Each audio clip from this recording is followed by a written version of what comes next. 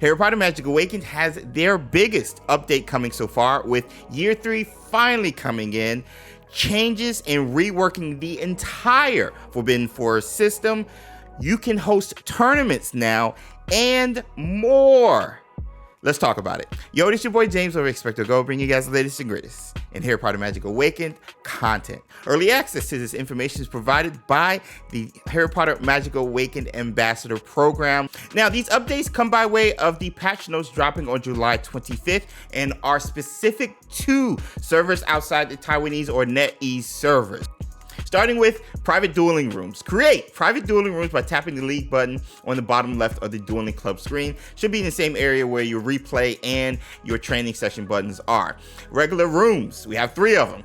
Regular rooms host regular top wizard or best partner duels in the arena of your choosing with custom settings such as echo, card bans, and fair mode availability. Next one is elimination rooms. Host a single elimination tournament of top wizard or best partner duels in an arena of your choosing with custom settings. Compete for first place in a tournament of 4, 8, 16 teams, which I cannot wait to talk about. The final one is reward room. Purchase a letter with jewels to create a reward room for hosting a single elimination tournament like those in an elimination room, except with bountiful rewards for each of the tournament's top 4 teams. Now, different letters are available for purchase with different reward options. Rewards for best partner tournaments will be distributed evenly between both team members. Now, right off the jump, I cannot wait to try this out, especially in our XpectoGO server Discord. Link will be in the description below, where we have actually 5 social clubs. So we have a lot of people where we can try this out, and we host community days every Saturday already. So this is another way to just bring our community together and try some things in game. And this is going to be a big one. And I like the fact that you control the settings because it allows you to highlight other echoes or cards that aren't normally highlighted the higher tier in the dueling ranking. So Neville, or maybe the twins, for example, you can ban Bellatrix and Hermione and force your community to try those other echoes maybe for the first time and play around how those echoes work and kind of explore the card mechanisms for all the cards featured in this game. It allows you to get creative. It really does, based on the settings you can do. And then the rewards, there's going to be different type of rewards you can have. I'm curious about the letters. I'm curious about the rewards. And I'm just overall curious how this will run. I cannot wait to explore it more once we get more information. Definitely will be trying it out and having videos for you guys coming soon. The next bit of news comes with Year 3 Story Unlocked, which finally so many of us are waiting for. Players who have completed Year 2 stories will be able to experience the anticipated 3rd installment of the yearbook story. So finally we have that coming. Also, we have Dueling Club server updates, which is this is a big one for all our soft launch players. Duelists from the following servers can duel against players from other servers: Bowtruckle, Hippogriff, Acromantula, Thunderbird, Duriclaw, and Basilisk. Now, this only talks about duels. I don't know anything if you're able to dorm rooms or even just normal gameplay, team exploration, which we'll get into, especially with the changes with the Forbidden Forest. This only mentions dueling, so keep that in mind. Once we get more information about that, again, we'll share it with you accordingly. Explorations will no longer be available after these adjustments or with the patch notes. Leaderboard rewards for Deathly Dale will be distributed based on the current leaderboard rankings on the designated date. So however you rank when these patch notes and these updates go into effect, those are going to be rewards you get based off of that. Flying Forward Angula. I have thoughts on this one. Increase the echoes, crystals obtained from the Flying Forward Angula, but players will no longer receive gold from the Flying Forward Angula. They didn't say anything about ingredients, though, so hopefully we'll be able to get ingredients, but the gold was a big one for me. That was honestly how I was keeping up with my updates and upgrading my cards and spellbook, because you would get like 1,000 gold, like easy, which was great for some of the updates, and especially if you stack them on top of all the daily quests and tasks you did, and then the challenges. Like, you'd have a good amount of gold where you can update certain cards to increase your spell book for the Forbidden Forest. And so the fact that they're taking this away, there will be ways to get gold, which we'll go over, but the forward angular was a clutch feature, and I don't know if it feels like they're slowing us down or they're trying to make more money, or a lot can be, I guess, assumed with the wording here used. It really can. So moving forward, we have Solo Exploration Echo Unlocked Update. Echoes will no longer be unlocked depending on Solo Exploration progress, which is very nice. A lot of people were struggling once they got to like a level 16 and stuff. So I think you unlock Bellatrix at 18. So a lot of people didn't have Bellatrix for a long time. Some still don't. So this could be good for casual players who are unable to grind the solo parts of the Forbidden Forest. Team Exploration Unlocked Update. Team explorations will be unlocked upon clearing Solo Exploration Stage 4. So in order to unlock the new feature for Team Exploration, which we're about to go over, you have to unlock Solo Exploration Stage 4. Now, there's no insight into how you'll be getting echoes now, since it's not level based. It's just no longer level based. That's all we know so far. The next part, which is going to be the reworking and new features in the Forbidden Forest, we have first, Team Exploration Into the Woods. A new team exploration mode, Into the Woods, has been added to the Forbidden Forest, featuring an elevated echo drop rate, which is amazing. Echoes are the lifeblood of any deck building, and such is going to be the lifeblood of duels and your progress overall, and even in classes and stuff, and Forbidden Forest. So that's good to hear. And it's going to be elevated in comparison to the team explorations like Haunted Hollow and, of course, Deathly Delve. Now, here's where we get some changes, and again, might have some mixed reactions to this. Cost. There's a cost for going into the woods, which is one of the features in the Forbidden Forest for team exploration. Each Into the Woods exploration will cost 1 lantern. Each player will receive 2 free lanterns at 5 a.m. every morning based off of your local time. Unused lanterns can be accumulated until a player has a total of 10 lanterns. So you can kind of just wait to grind Into the Woods until you get 10, but it caps out at 10, so just be aware. There are additional lanterns which will be able to purchase, but there will be a limit on the number of lanterns able to be purchased. So my first thought is you have to pay to go into the Woods feature. You get 2 free lanterns, but if you want more, you have to buy them.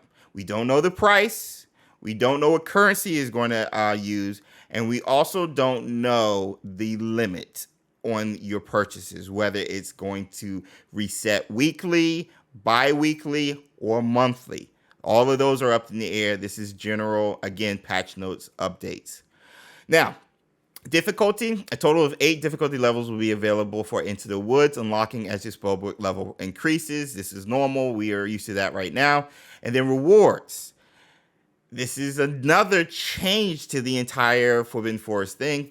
4 Into the Woods variations will be available. These are rewards, each granting different rewards as listed below. So you have a selection of different paths you can take when you go into the woods using your lantern. And you can focus on the first one, which is Golden Trail Reward Pool, gold and various potion ingredients. That's the first reward. Then you can focus on various or certain echoes. Shivering Shadows Reward Pool, Echo of Hermione Granger, Echo of Severus Snape, Echo of Neville Longbottom, and various potion ingredients. Midnight Moonshine Reward Pool gives you Echo of Harry Potter, Echo of Bellatrix Lestrange, Echo of Newt Scamander, and various potion ingredients. I feel like that will probably be a popular one, especially with Bellatrix being the premier Echo in the latter.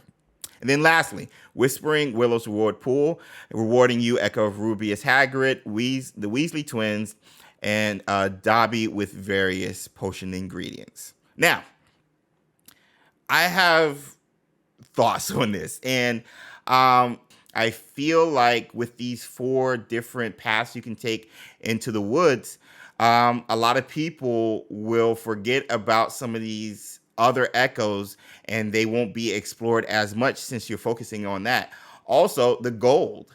If gold is going to be such a rarity, a lot of people are going to be focusing on the gold just to update the decks that they already have. Again, taking away from the creativity of using different echoes, because everybody's going to be focusing on Bellatrix. Everybody's going to be focusing on the gold so they can upgrade their decks with their Bellatrix deck. So I'm of 2 minds on this, but nonetheless, I'm optimistic as a Hufflepuff, and we'll see more once the updates is implemented and we're able to play it. And then lastly, for the updates, team exploration off the path. So this is the other one. You know how we had Haunted Hollow and Deathly Dell. We have Into the Woods, and then the last one is Off the Path. This is a new team exploration mode. Off the Path has been added to the Forbidden Forest, featuring one-time rewards that reset periodically. Rewards are currently only 1 variation. Tangled Web will be available for Off the Path explorations, granting card draw keys and gems as rewards, which is very nice. Difficulty, a total of 6 difficulty levels, which is comparison to the 8 with the Into the Woods, will be available for Off the Path, each granting a one-time reward upon being cleared. One-time reward progress will reset on August 8th, after which they will reset every 2 weeks. Now, this is another one where you don't have to use lanterns, but you're limited on the reward. So once you clear it, that's it. It'll reset after, a couple of weeks. First reset will be August 8th, and then every 2 weeks following. So the keys and the gems, I'd love to hear it. Always need that. Those are clutch for upgrading your deck and overall just getting stuff in game. But again, I feel like there's a lot of limitations here.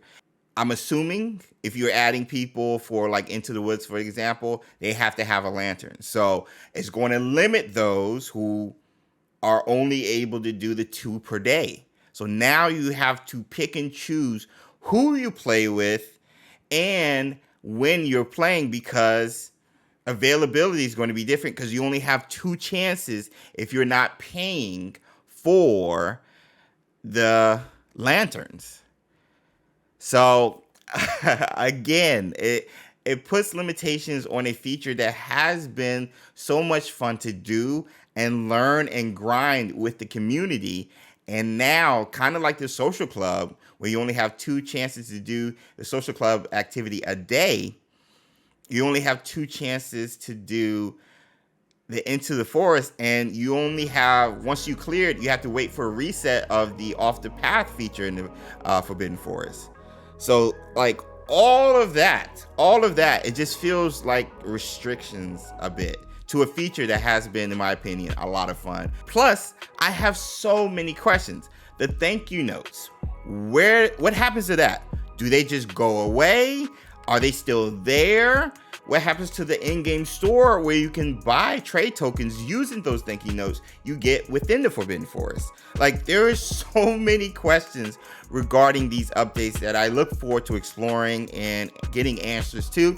If you guys have any questions, please comment below, let me know, and I will share it with the Harry Potter Magic Awakened Ambassador Program team, who hopefully will be able to respond and give us answers, or let us know that they're trying to get answers, and they'll get back with us. So if I get feedback from you guys, I will definitely be sharing with the team, and hopefully we get responses for you guys, because we're all learning as we go. And with such new features and reworking of the features, it's going to be a lot of questions. So again, let me know in the comment section below. But yo, that's going to be it. That's going to be it for today's video. Appreciate you guys watching and hanging out. If you guys enjoyed it, be sure to drop a like, and of course subscribe and hit the notification bell so you miss out on more early access to update some patch notes and all that concerning Harry Potter Magic Awakened. Also, if you enjoyed it, be sure to check out the video to your right.